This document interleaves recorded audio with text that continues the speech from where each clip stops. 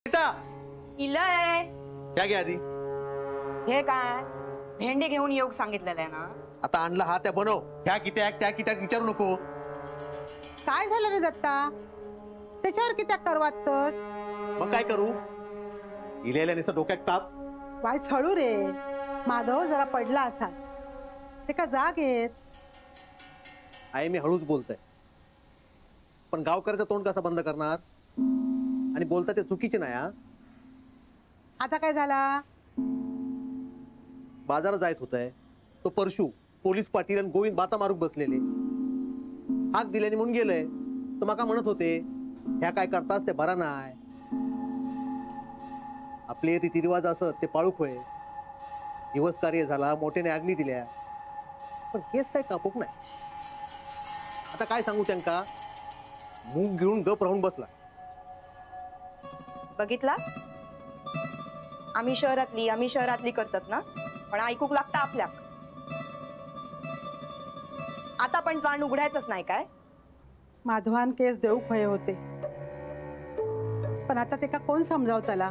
केस देऊचे लागतील म्हटल्यावर काय म्हणालो जाऊ बाय, केस कापायचे नाही. हल्ली काय कुणी केस कापत नाही. आता शहरात दिवस कार्य होतच ना, माणसं काय केस कापत नाही काय? पण नाही, आता शास्त्र करतात, ह्यांना आपलीच शास्त्र माहित नाही. काय करूची हत यांची शास्त्रांनी शोध. बापाशी केस देऊक भय होते दत्ता. म्हणजे ह्यांनीच करायचा सगळा.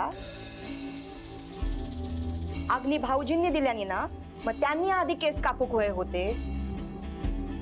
अभिराम भाऊजींका सांगितलास ना, त्यांनी तरी कापल्यानी का? त्यांच्या देविका का आवडला नसता ना. आता तो इशे कित्याक काढतस? आहे विषय खैसलोय असला तरी आपल्याकच ऐकून घेऊक लागता.